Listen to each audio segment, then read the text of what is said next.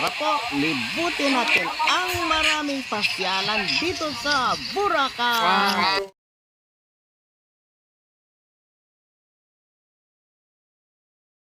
Ayan, tutuloy-tuloy na po kami. Ayan.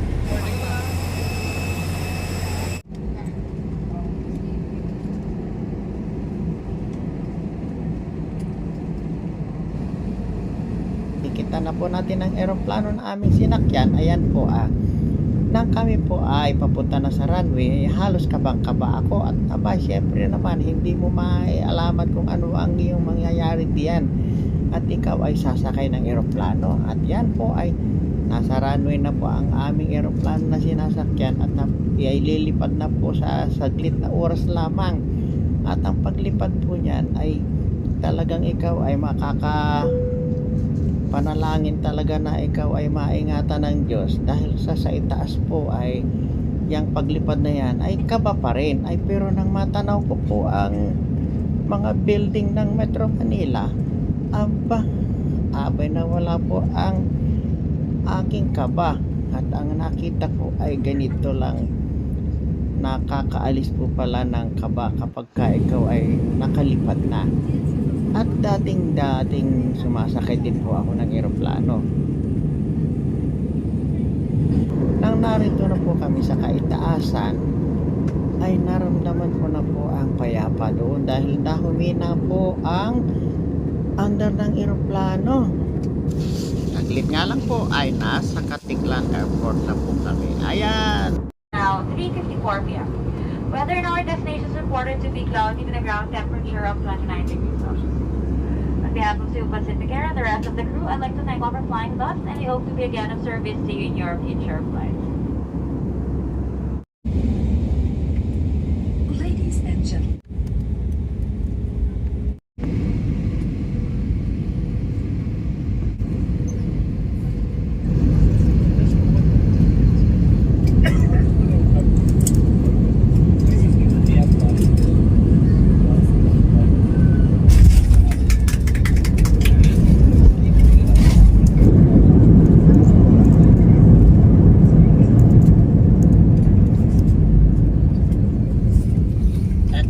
Down na po kami. Dito na kami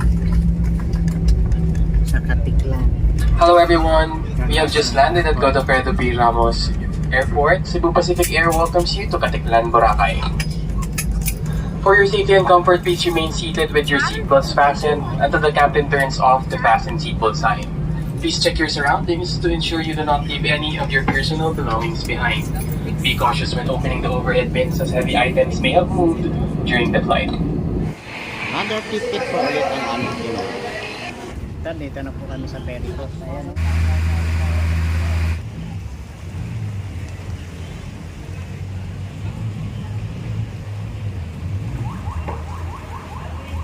Ayan po.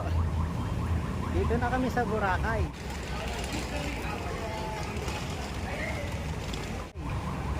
Hanapin lang muna namin yung check-in na namin na hotel. Dahil sa natagpuan na po namin ang hotel para staycation, ayan, ginawa na rin po namin agad na lumabas para makapagpasyal sa seaside. Ay, sabi ko nga po sa inyo, ang sakit ko ay gutom. Kaya ayan, haharapin naman po namin ang mga pagkain. Sarap talaga kumain. Ay, sige po, busog na. 5 araw po ang gugugulin namin dito para matapos namin lahat ng mga beach na yan. At higit pa po dyan dahil mayroon pa po mga additional yan. Ito nga po ang Bulabog Beach. Yan po ay ang kite at saka ang surfing. At ang pag-picture-picture po sa mahiwagang niyog na yan, talagang napakarami po niyang mga kailangang pose. Hindi po namin pinalampas ang helmet diving. Aba, yan po ang pamilya. Yan po kaming 4 at yan kaming 2. Long ride po tayo bago natin marating ang ATV ride at nagkakar pa rin po tayo doon. Anong lugar? At masaya po.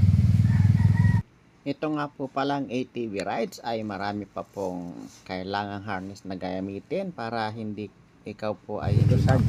Ginabaoy, Maliit, Kung ikaw man Aklan. po ay mayroong konting slide ay hindi ka magasgasan. Kaya naman po Oh, yan. naman ilagyan Siyempre, kami meron lahat tayong ng helmet dyan. sa kamay.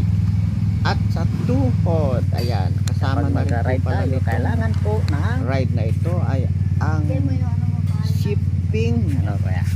Anong tawag dito? Upside Shipping down. ba ito? O ship line. Ayun, ship line. Ayan. Pagkatapos po namin dito ay sasabak po kami sa ship line. At doon po ay pagbalik namin ay siyempre po ay magpo-food trip na naman muna kami. Ayan. Nilalagyan po kami ng mga hangin sa katawan. Siyempre po, bago magsimula ng ride ay picture po muna. At dito po sa Xiangli ATV Ride, picture muna kami. At bago namin sabakang umahon sa mga ride nila. Ikaw nga po pala ang pipili na gusto mong ride, kung malaki o maliit yan, o yan ay pang-couple. Ang pinili po namin dalawa ni Mrs. Kahimas ay ang pang-couple. Kaya naman dalawa kami sa isang ATV. Siyempre po, na napakasarap na pagra-ride naman. Ang pagkatapos namin mag-ride, ayan po ay kinuhaan ko rin ng video si Mrs. Kahimas. Yun. At siya naman ay sustala mo, siya ay nag-ride din naman. Napakaganda po. At dahil nga po pala kasama sa booking namin ang mag-ride ng ATV, ay dito sinubukan po namin i-ride ang ATV dito sa bundok. Ala, talagang sama kayo. Tara, samahan nyo.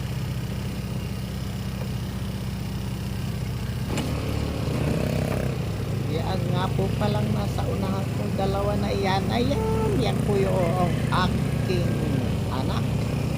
Yung aking junior. At ang nauna naman po, na isa.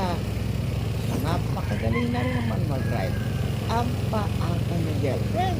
Ayun, kaya naman po. Tara, samahan nyo kami dito sa aming riding ATV. Ang next po namin ay ang ship line. Okay lang po kami. Ay, Okay. let's go na. Kamay, Ship ganyan na. Ganito. Pwede. Ha? Hawak kayo. Ganon. Ayan. Ano, ready? 1, 2, 3, go! Ayan na! Matapos po kami na mag-ship line, eto po, nakaready na kami sa parasailing. Ang sarap naman po kapag lalo na nandun ka na sa taas ay napakasarap na pong pagmasdan ng paligid. Ayan po, malapit na tayong matapos sa ating parasailing. At pagkatapos po niyan ay didiretso muna tayo sa konting pagpaparefresh. Mag-ice cream tayo. Kain-kain muna tayo ng konting palamig para relax po ang ating mga isip. Ayan, siyempre, lilipad na po ang parasailing ng mag-boyfriend. Ayan, sila na po yan.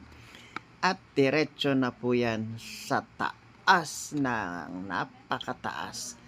Ayan, mag-ice cream po muna tayo. At pagkatapos po yan, at bumaba na ang lamig ng ice cream, ay dinerecho na po namin ang mangrove. Yan, dyan po kami tumigil muna. Mabilis po namin ginagawa ang bawat pupuntahan ng aming mga destination dahil sa kung uunti-untiin mo po yan ay talagang medyo aabutin ka po ng ilang araw pa. Kaya ang lugar po na ito ngayon na aming sinasakyan naman ay speedboat. Ito pong speedboat na ito ay totoong kapag ka nasa lubong mo ang sindibilis ng iyong sinasakyan ay makapasigaw ka. Napakarami naman po talagang speedboat kang makasalubong dito o di kaya ay iba-ibang uri ng bangka. Ayan po. Napapasigaw ka talaga dahil sa natutuwa ka dahil sa punong-puno naman po ng turista. Kaya mga turista po talaga ang dito sa side ng Boracay na ito. At ako sa gitna ay iba-iba pong anak buhay ang nandito. Marami rin po silang mga iba't ibang ina-offer para ikaw naman po ang ganda.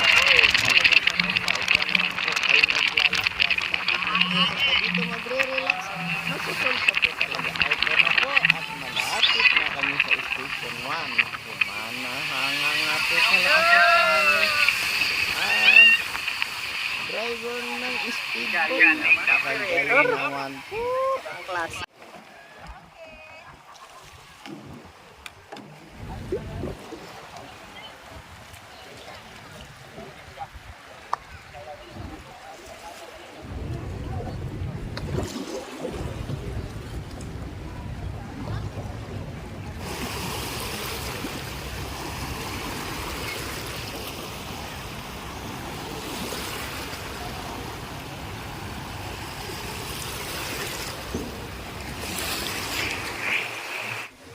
Matapos nga po pala na kami ay nakapag-photobooth na at na-enjoy na po namin ang mga ride ng lahat ng aming mga sinuntahan. Siyempre po ay hindi naman matatapos ang iyong paglalakad-lakad dito dahil sa dito po sa seaside ng Boracay. Dito po mamimit pala yung lahat ng mga klase ng tao. Meron po dito Mabacano, may Negro, at marami pong mistitong mga Pilipino. Ang kanila pong mga paglalakbay dito ay okay lang sa kanila. Ang lahat ng mga suotan nilang mga brief kung ano lang ang kanilang mga suot. Ayan, kasi dyan sa mga naliligo dyan sa tabing dagat na yan. At mahilig po sila magbilag sa araw. Ang Pilipino pagka po siya ay naiinitan sinisilong. Pero kakaiba po ang mga Amerikano. Sila po ay lalo pang nagbibilag kapag ka naiinitan. Minsan ay nakatihaya, minsan ay nakatakbo. Feel na feel po nila ang init dito sa Pilipinas. Ganon sila kasarap dyan sa seaside. Ganon sila ka-enjoy. At yung pong simoy ng hangin ay enjoy talaga sila. Nakaka-inggit nga sila. Pag naglakad sila dyan, okay lang sa kanila lahat ng kanilang suotan. Yan. Iba't iba po ang masasalubong mo dito. Ay po, ayun. Kapag ka ikaw po ay naglakad-lakad dito, ay marami ka pong makikitang mga souvenir. Ang mga souvenir po dito ay totoo napakarami sari-sari na yatang souvenir ang nandito. Hindi mo lang maubos na bibilhin yan dahil pipili ka lang naman ang iyong gusto. At kapag nakapili ka na at nakabili ka na, ay ano pa nga ba ang iyong gagawin kung hindi maglakbay dito sa gilid ng dagat? At ubusin mo ang oras mo doon sa mga iba pang paglalakbay, lalo na kung ang oras mo ay medyo mahaba pa, 4 na oras pa kumpara sa kailangang pagpunta mo sa mga birds para doon ay sumakay na, gayak na ang iyong gamit. Kapag uuwi ka na, maglakad-lakad ka na lang at mamili pa ng ilang souvenir. Ay sorry pa. Ayun. Nako, napakasarap maglakad at magmasid-masid.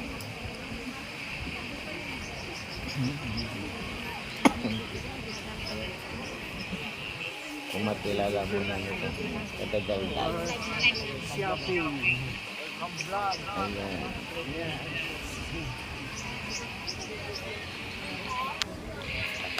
Sa gitna po ng napakaraming turista, iba't ibang lahi dito sa Boracay. Siyempre po ay hindi mo maiiwasan na lahat ay mayroong makuhaan ng video. Lalo na pagkaganito scroll video ka at nagmamasyal ka na nakakover na yung camera ay marami kang makikita. Sasalubong mo sari-saring offer. Dito po sa Boracay ay napakarami ng content creator ang pumunta rito at napakarami ng video ang pinobird dito sa Boracay. Kapag kagano na po ang napakaraming video na dito na na-covered, ang hindi po nawawala na pinaka the best dito sa Boracay ay ang white sand. Yan pong nilalakaran namin na yan. Yan ang tinatawag na white sand na napakapinong buhangin.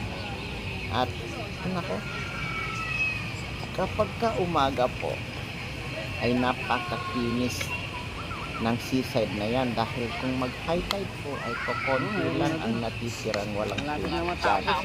Yan po pinaliliguan na yan at yan mga nandito sa bandang taas dito dyan lalo na sa may gumagawa ng Boracay Castle na yan. Inaabot po lahat ng tubig yan sa pagkagabi. Yan, ibig sabihin ay napakalalim dito ng tubig kapag kagabi. Kaya naman kapag gabi, madalang lang po ang mga nagsuswimming dito. Lalo na yung mga bata, marmal. Ayan. Dito po, sa port na ito, ay halos mga hotel ang mga nasa paligid nito. Ayan o. Ayan po yung mga hotel. Kapag ang hotel ay ganyan kalapit sa gilid ng Boracay, yan, sa gilid ng seaside, ay swerte ka kapag ka dyan ka po nakapag-book dahil sa hindi ka na po gagamit ng ride para makarating dyan. Meron naman po nakakapasok dito ng mga ibang sasakyan gaya ng mga L300 pero syempre po gugugulan mo yan at lahat ng yan po ay dito sa Boracay. Ang Boracay na hindi mo makakalimutan kapag ka lahat ng ride dito at lahat ng tourist destination dito ay iyong pinasyalan at pagkatapos mo mamasyal ay magiging ala-ala lahat sa iyo yan dahil sa nanggaling ka sa Boracay.